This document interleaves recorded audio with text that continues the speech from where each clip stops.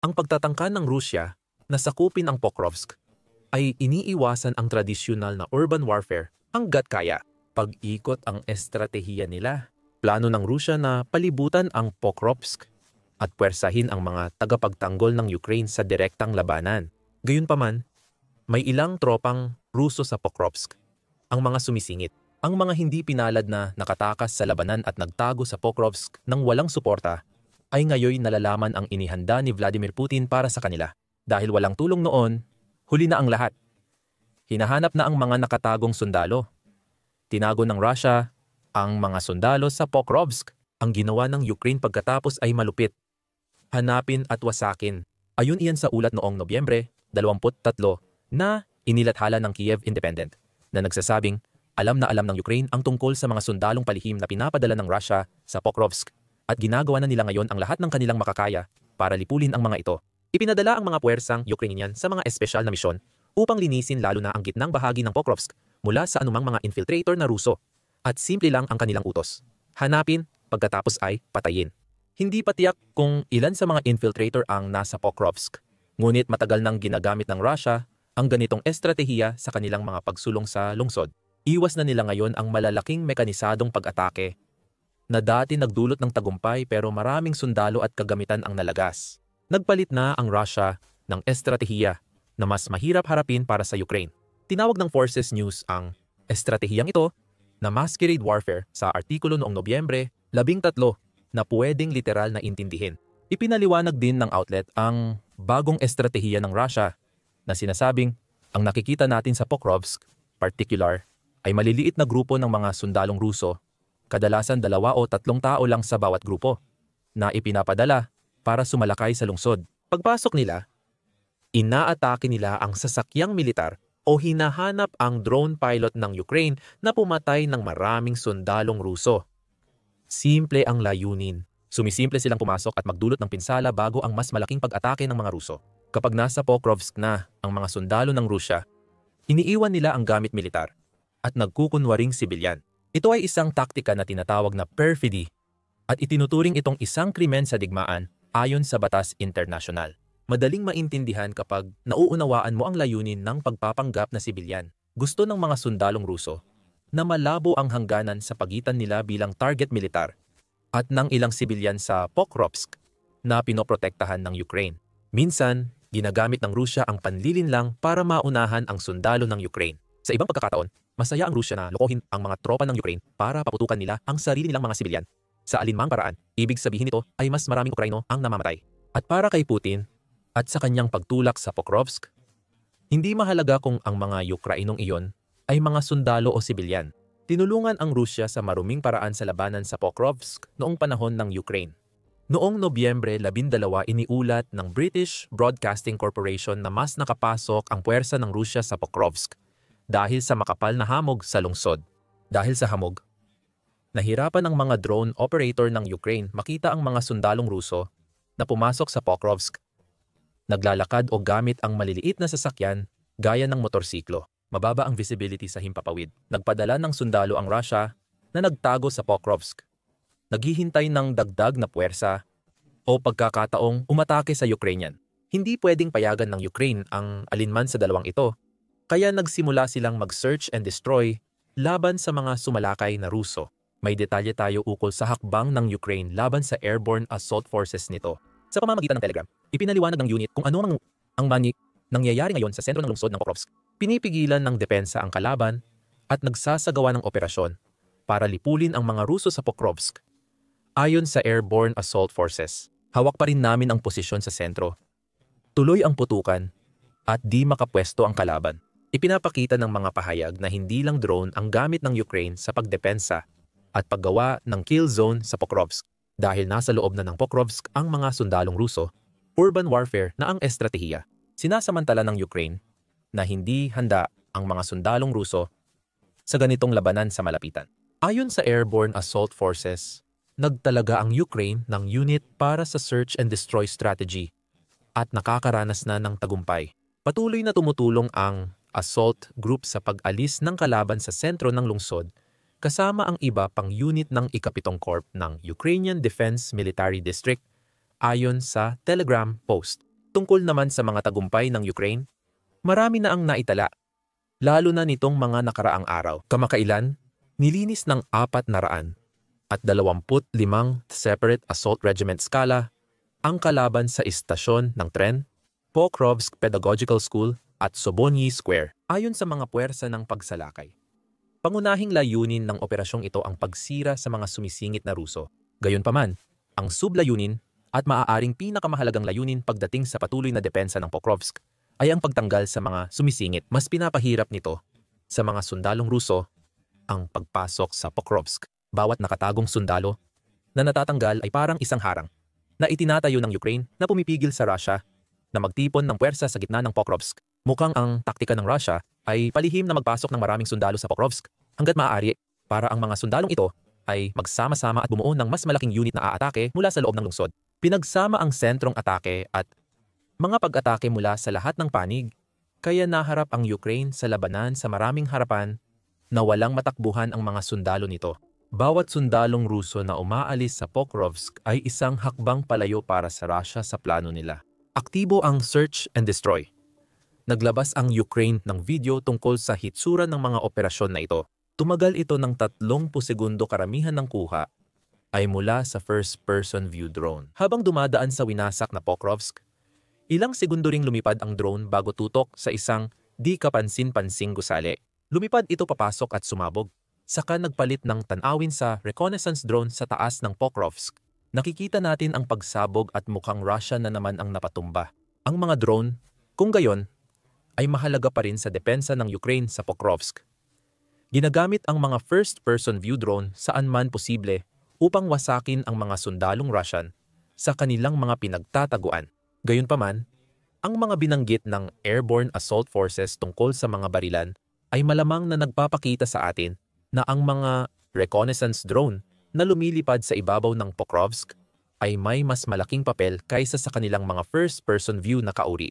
Pinapayagan ng mga drone na iyon ang Ukraine na mabantayan ang mga sundalong Russian habang pumapasok sila sa gitnang Pokrovsk. Magtago. Kapag nahanap na ang mga taguan, pinipili ng Ukraine ang paraan ng pagsira. Sa video, first-person view drone ang ginamit. Minsan, nagpapadala ang Ukraine ng artilleriya o sundalo para alisin ang mga nakatagong Russian. Anuman ang paraan ng pagsira, malinaw na nagwawagi ang Ukraine sa bago nitong mabagsik na estratehiya.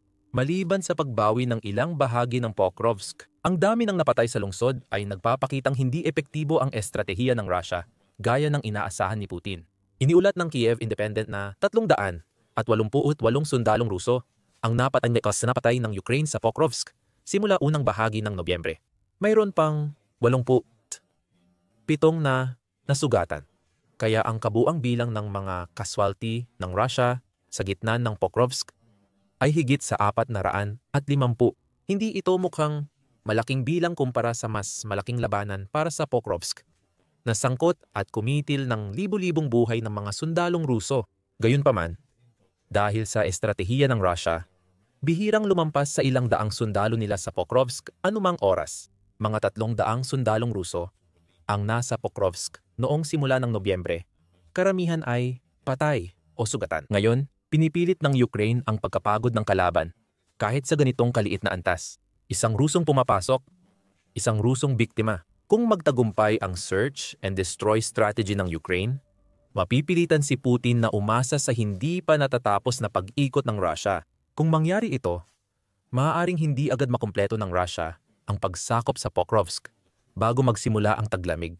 Gayunpaman, hindi maganda ang sitwasyon ng Ukraine sa loob ng Pokrovsk at mas mahirap pa para sa kanilang puwersa sa labas ng lungsod. Iyan ang magdadala sa atin sa susunod na paksa. Ano ang sitwasyon sa Pokrovsk at ano ang maaaring mangyari pagkatapos?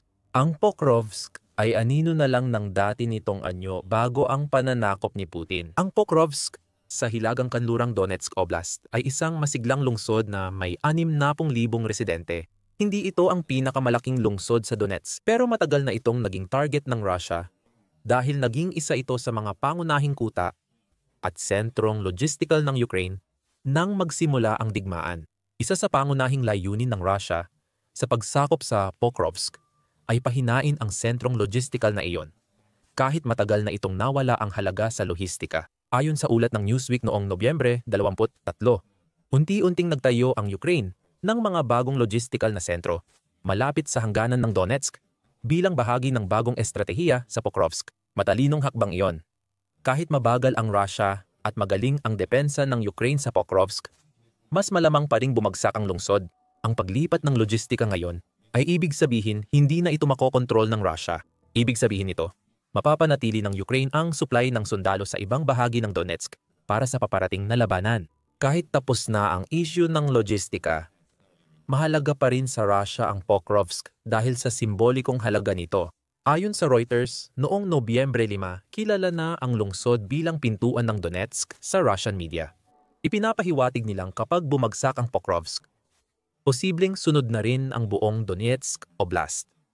Kung gaano ito katotoo, di patiyak. Kapag nakuha ng Russia ang Pokrovsk, magkakaroon sila ng base para umatake sa iba pang matibay na lungsod ng Ukraine sa Donetsk, gaya ng Slovyansk at Kramatorsk. Sa usaping psikolohikal, mas magiging masakit para sa Ukraine ang pagbagsak ng Pokrovsk kaysa sa estratehikong epekto ng pagkawala ng lungsod. Ayon sa Reuters, kapag nakuha ng Russia ang Pokrovsk, ito ang magiging pinakamalaking tagumpay nila mula nang makuha ang Avdiivka noong 2024. Malaking dagok iyon sa moral ng mga Ukrainian. Pero sa Pokrovsk na pintuan sa Donetsk, maaaring iba na ang sitwasyon ngayon. Ayon yan kay Sam Kiley ng The Independent na nagsabing matagal nang naghanda ang Ukraine para sa isang labang pag-atras mula sa Pokrovsk. Sa likod ng lungsod, papunta sa susunod na target ng Russia, may mga minahan, bunker, choke point na tinatamaan ng artilleriya at mga pader ng drone. Mahalaga para sa Russia ang pagkakakuha ng Pokrovsk, pero mas marami lang mamamatay sa susunod na pag-atake. Tungkol naman sa kung kailan at kung talagang mangyayari ang pagbagsak na iyon, mukhang hindi pa ito mangyayari sa ngayon. Sa kanilang Nobyembre 22 Russian Offensive Campaign Assessment, inilarawan ng Institute for the Study of War ang sitwasyon sa Pokrovsk bilang seryoso at pabago-bago. Nasa isang matinding propaganda offensive ang Russia.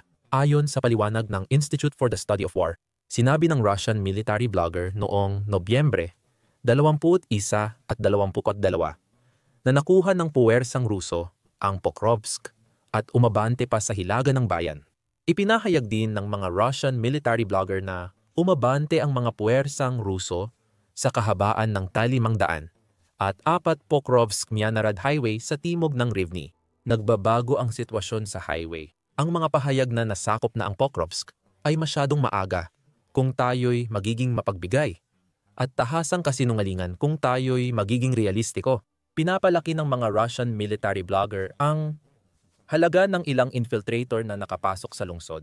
Gayunpaman, ang ilang infiltrator ay hindi nangangahulugang nasakop na ang Pokrovsk. Habang nagsasalita tayo, winawasak ng Ukraine ang mga infiltrator.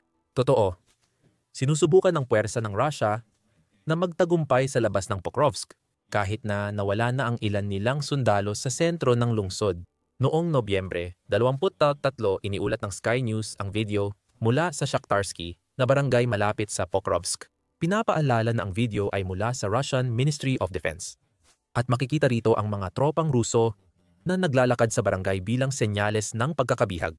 Binigyang diin ng parehong istasyon na aktibo pa rin sa Pokrovsk ang ika-100 at 45 na Assault Regiment at ika-32, ika-35, ika-38 at ika-155 na brigada ng Ukranya. Lumipat na ang ibang unit ng Ukranya sa labas ng Pokrovsk, marahil para panatilihing bukas ang mga ruta ng pag-atras kapag inutusan silang lisanin ang lungsod. Kung tama ang lahat ng impormasyon, mahirap makita kung paano mapapanatili ng Ukranya ang Pokrovsk. Kaya, ang mabagsik na operasyon ng paghahanap at pagsira na nangyayari sa gitna ng lungsod ay tila higit pa sa layuning wasakin ang mas maraming puwersa ng Rusya hanggat maaari bago tuluyang bumagsak ang lungsod. Kung makapagtitiis ang Ukranya hanggang taglamig, mas lalaki ang tsansa nitong magpahina sa mga tropa ni Putin. Mga kagamitan, siguradong magagamit mo ito sa mga susunod na atake sa Donetsk. Maaaring hindi na tungkol sa Pokrovsk ang laban ng Ukranya ngayon. Parang ginawang gilingan ng karne. ang lungsod na kumakain ng mas maraming sundalong Ruso bago dumating ang utos na umatras. Pinalalalim pa ng Newsweek ang mga ulat na ito sa pamamagitan ng pagtuturo na ang iba pang bahagi ng Pokrovsk ay napasailalim na sa kontrol ng mga Ruso o malapit ng mapasakamay nila. Binibigyang diin nito ang impormasyon mula sa Deep State, isang blog na sumusubaybay sa digmaan gamit ang mga geolocated na video. Ayon sa Deep State, kontrolado ng Russia ang timog at kanlurang Pokrovsk, pero hindi sakop ang gitna ng lungsod kung saan may search and destroy operation ang Ukraine. Hindi pa tiyak sa ngayon ang lalim ng ibig sabihin ng kontrol.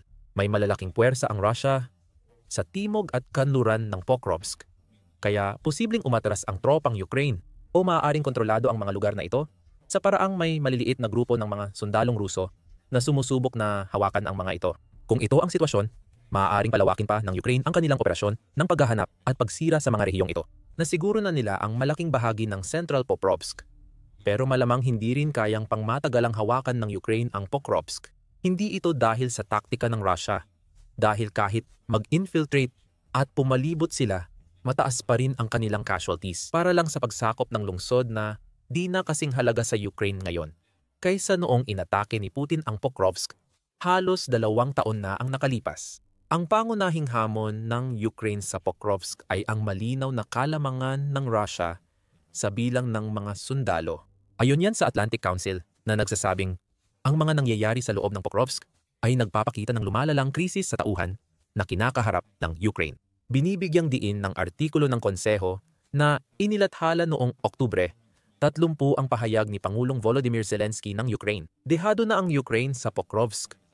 8-1 ang labanan, lalo pang pinahirap ng pagpadala ni Putin ng 100 at 50,000 sundalo sa rehiyon. Ayon sa Atlantic Council, bumagal na ang malalaking alon ng voluntaryong nagpalista sa Ukraine mula noong unang salakay ni Putin. Habang tumatagal ang labanan at umabot na sa ika-4 na taon, kasabay ng patuloy na mataas na bilang ng mga nasasawi at lumalalang problema sa pagtalikod sa tungkulin, ang dating dagsa ng mga voluntaryo ay naging halos patak na lang. Ayon sa outlet, may iba pang option ang Ukraine para lutasin ang krisis. Isa rito ang pagbaba ng minimum na edad para sa sapilitang serbisyo militar mula 25 hanggang 18. Nag-aatubili si Zelensky dahil baka makaapekto sa kinabukasan ng Ukraine ang pagbaba ng edad habang dumarami ang namamatay na kabataang lalaki. May halong politika rin ang motibo ni Zelensky. Itinuro ng konseho na pinili ni Zelensky ang mga insentibo para hikayatin ang mas batang voluntaryo imbes na pilitin silang lumaban. Kung magiging problema pa ang kakulangan ng tauhan ng Ukraine habang sinusubukan ni Putin sakupin ang natitirang Donetsk. Kung bumagsak ang Pokrovsk, maaaring ibaba ang edad para sa sapilitang serbisyo. Isa pang opsyon na madalas gamitin sa Pokrovsk at ibang bahagi ng Ukraine ay ilikas ang mga tao mula sa labanan. Iniulat ng British Broadcasting Corporation noong Nobyembre 23 na mahalagang tulong ang ground-based robot sa mga sundalong Ukrainian sa harap ng Pokrovsk. Ngayon, ang mga robot na parang land drone ang pumalit sa armored vehicle, supply truck at ibang malalaking unit. Madaling maging target ang mga iyon ng artilleriya at mga aerial drone ng Russia. Ang mga robot na ginagamit ng Ukraine ay sapat na kaliit para magkasya sa mga lane ng bisikleta at may kasamang mga turret na maaaring gamitin. Mahalaga sa kanila na mahirap makita at maaaring kontrolin mula malayo. Sa ngayon, ang mga drone ay nagdadala ng supply. Mga 70% ng mga supply sa Pokrovsk ay dinadala ng mga robot na ito. Malinaw na hindi pa ganap napapakinabangan ang ground drone sa pag-atake, kahit makuha pa ng Russia ang Pokrovsk. Ang patuloy na pag-imbento ng Ukraine ng mga drone ay maaaring magresulta sa paggamit ng ground-based na sasakyang pang-supply bilang pamalit sa sundalo sa mga susunod na labanan. Gayunpaman, marami sa mga ito ay haka-haka pa lamang. Sa ngayon, pabago-bago pa rin ang sitwasyon sa Pokrovsk. Unti-unting nakakakuha ng tagumpay ang Russia, bagamat mahirap tukuyin kung gaano kalakas ang mga tagumpay na ito, lalo na't umaasa ang bansa sa paglusot at ang Ukraine naman ay gumagamit ng search and destroy na estratehiya. Hawak pa rin ng Ukraine ang sentro ng Pokrovsk at naprotektahan nila ang mga ruta ng pagtakas palabas ng lungsod. Pinagdedebatehan pa kung kailan gagamitin ng Ukraine ang mga rutang yon. Kung magiging epektibo rin sa ibang bahagi ng Pokrovsk, ang brutal na paghahanap at pagsira tulad sa sentro. Baka pinag-uusapan pa rin natin ang pagsakop ng Russia sa lungsod sa 2026. Ano man ang mangyari sa Pokrovsk, malaki na ang nawala sa Russia sa dugo ng sarili nitong sundalo dahil sa mga atake ni Putin sa lungsod.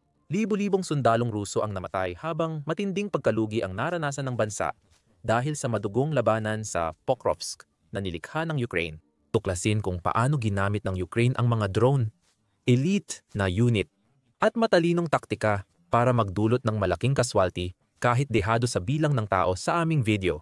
At kung nagustuhan mo ang video na ito, huwag kalimutang mag-subscribe sa The Military Show para sa iba pang mga update tungkol sa sitwasyon sa Pokrovsk. At maraming salamat, gaya ng dati, sa panonood.